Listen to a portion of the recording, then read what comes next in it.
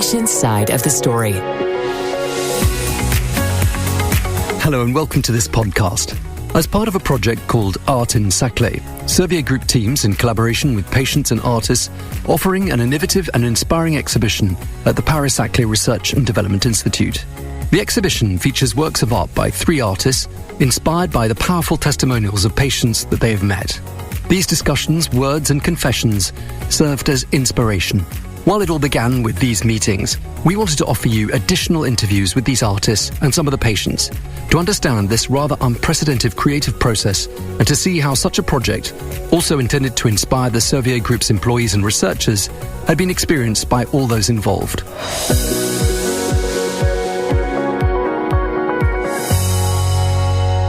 In this issue, we welcome the 3 artists who took part in the project, Laurent Fontelive, Laurent Laporta and Ulysse Bordarias.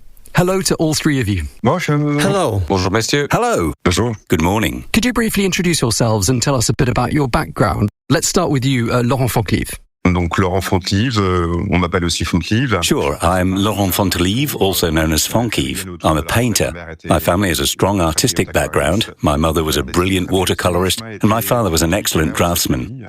Initially, I pursued a literary path, drawn to literature before transitioning to art and painting. I almost took religious vows, but in the end, I chose painting. My favorite theme is abstract expressionism. As an abstractionist painter, I've been working spontaneously with emotion for 30 years. Depuis 30 ans. Very well. Now it's your turn, Ulysse. Who are you? Je fais principalement de la peinture, mais je fais aussi... I mainly paint, but I also do photography, sculpture, and drawing. I trained at the École des Beaux-Arts in Paris, and my work generally combines documents and drawings. It's a mix of both figurative and abstract elements. My universe consists of fragments and relationships between objects, pieces of landscapes. Sometimes these elements are combined in space with sculpture. Perfect. And what about you, Laurent Laporta? I paint, I draw, I create. I'm an official tinkerer. I've been deeply involved in visual creation for a good 20 years now, and each day I feel more like a painter. What that means exactly, I'm not sure, but I love it. And what made the 3 of you want to take part in this project in the first place? It's in 2 parts. Firstly, it's the charm of being involved in a great project that can truly help someone. Secondly, it's a personal challenge. This project made me ask questions about myself and my work. Questions that are important and that require time. I was particularly drawn to the project because of its connection to the medical field, something that resonates personally due to my family experiences. Additionally, meeting and interacting with patients was very interesting. In my recent work, I've been exploring a poetic model of association, combining images and fragments with imposed themes. Starting with a patient's story and the emotions it evokes, and then transforming that into art was a compelling idea for me. There's a sense of challenge in what you're saying. Fontelive, it seems that this was the case for you as well. Ce qui me concerne, en fait, quand on est dans l'expressionnisme, en fait, on travaille forcément au prise au contact d'émotions. Absolutely. As an expressionist, I work with emotions. When the Servier group proposed this project, it involved being inspired by genuine, intimate experiences from patients. These aren't ordinary muses. These are profound stories from people facing significant challenges. My role was to be an intermediary, to convey these personal experiences through art to the world of research. It was about capturing the authenticity of each patient's story and presenting it in a way that resonates with researchers and others. As you mentioned during our preparations for this podcast, you felt almost like you were on a mission, and that brought a certain pressure, didn't it? I'm not sure if we can call it pressure, but there's definitely a sense of responsibility. We all have different sources of inspiration, and we hope to honor them. We become confidants of something very personal. If we talk about interaction, they become our patients. The more I worked on this project, the more I realized that it's about making connections. Ouais, d'autant plus que j'ai trouvé que les deux personnes. Yes, exactly.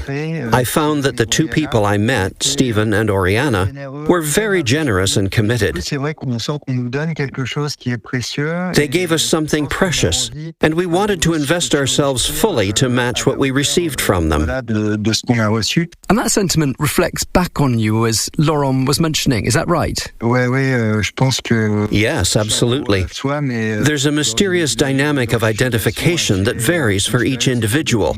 But when you're in contact with such intense and powerful stories, you perceive echoes and work with that. On peut pas sortir indemne de ça. You can't avoid it. As you said, these encounters were particularly profound. What was it like in concrete terms, perhaps right from the start? There wasn't really any hesitation. I had quite a few questions to ask them, and it felt quite natural from the beginning. Assez naturel. There was excitement and curiosity. Personally, I love the balance in the discussions. The feeling evolves as you talk, and after half an hour or three-quarters of an hour, you start speaking differently, maybe like friends, or as if you've known each other for a while. As an artist, being a listener brings a unique perspective. It raises many issues with patients, and there's a certain gentleness that comes through. The patients always struck me as having very strong personalities. They lead multifaceted lives and are constantly moving. For me, there was an enormous amount of movement emanating from them. So what's going on in your head? It's the patient's words that trigger images in your mind? Is that right? Il y a pu y avoir ça. Yes, certain words definitely stood out. For example, Oriana described her experience as somewhat nightmarish and labyrinthine, especially in her interactions with medical institutions and the search for information. That gave me a lot to work with, suggesting the kind of spaces I could create in my art. But it was also about life stories.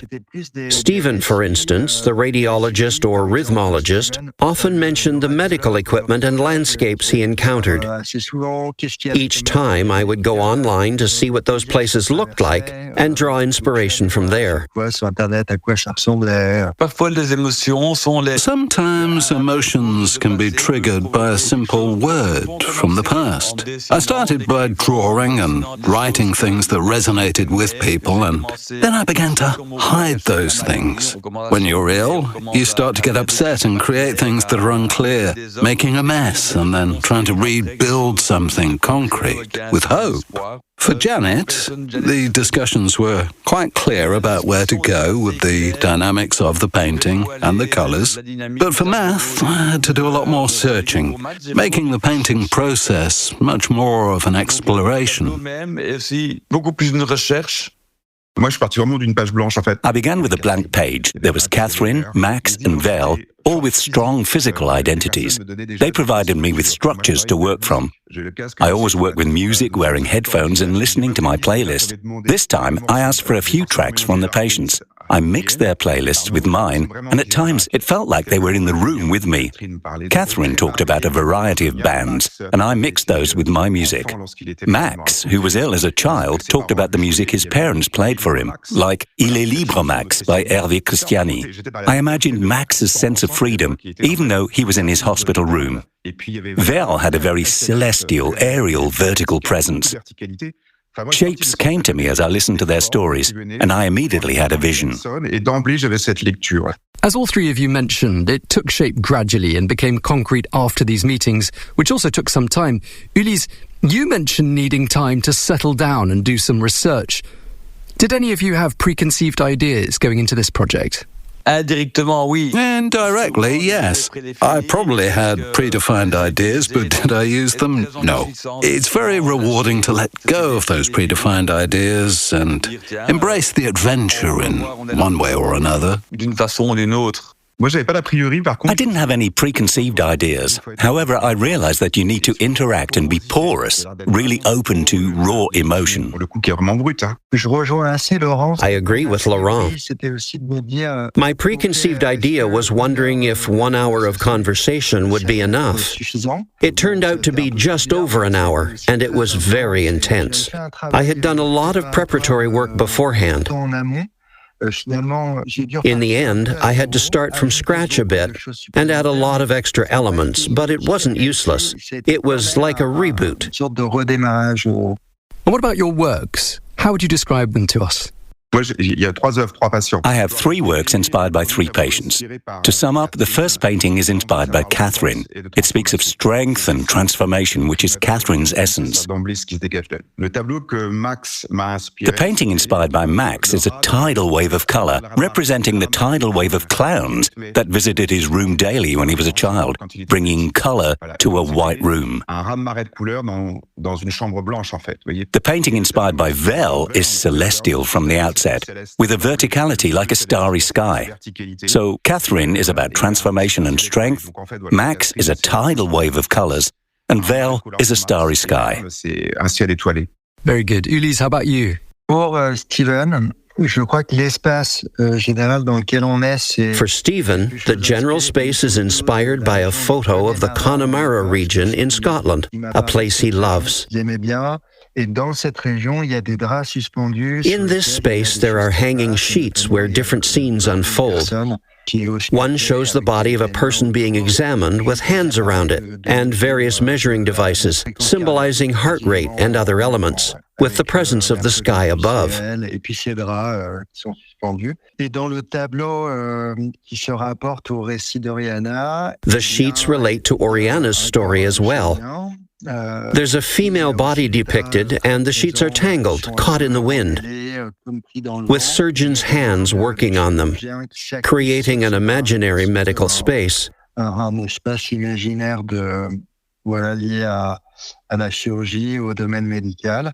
Et puis autour, il y a des paysages. Around this central image, there are landscapes, particularly 2 cliff landscapes, one colder and one warmer, reflecting the places Oriana mentioned she wandered through. At the bottom, there's a blue sky representing her feelings of displacement and the sense of the sky she described. Very well. And Laurent, what about you? J'ai commencé par dessiner un petit peu les choses que... I started by drawing things that reflected their personalities and likes. Then I began covering these drawings to represent the illness, essentially boycotting my own work to rebuild it. Each stage was necessary to create the final painting. Le tableau que c'est aujourd'hui. As you've said, there's an evolution in your work involving both destruction and reconstruction, which mirrors the patient's journeys, right? Absolutely. I had 2 completely different individuals. For one, the energy, colours and dynamism were clear from the start. For the other, it was like solving a complicated puzzle. Là, on évoquait destruction, reconstruction. We talked about destruction and reconstruction, which is central to the creative process.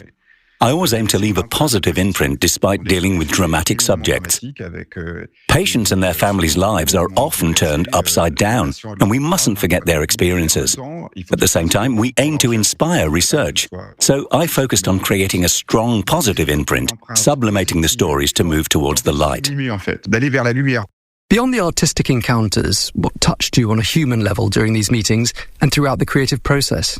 On a remarqué ça, c'est que d'emblée, il y a What struck me from the start was the spontaneity in exchanging ideas. There were no real barriers. That's what touched me enormously. How we can confide in artists, we don't know. As I mentioned earlier, these individuals have lived several lives within this lifetime, and there are more to come. If we revisit the paintings in a year or 10 years, there will still be new sequences. Everything is in motion. Nothing is set in stone. rien n'est figé. Laurent, was there anything in particular that struck you about the human aspect of this encounter? J'ai trouvé ça assez confrontant parce que... I found it quite confronting. Yeah, usually I'm the kind of guy who tries to take on big problems with a bit of humour, maybe to avoid the emotional side. But it's the little things, small phrase that touched me the most. Janet, who had mouth and throat cancer, said, No one wants to kiss me anymore. You just don't think that someone doesn't want to kiss you anymore. That little phrase stayed with me throughout the entire painting process. It's in the background, and it stays with me.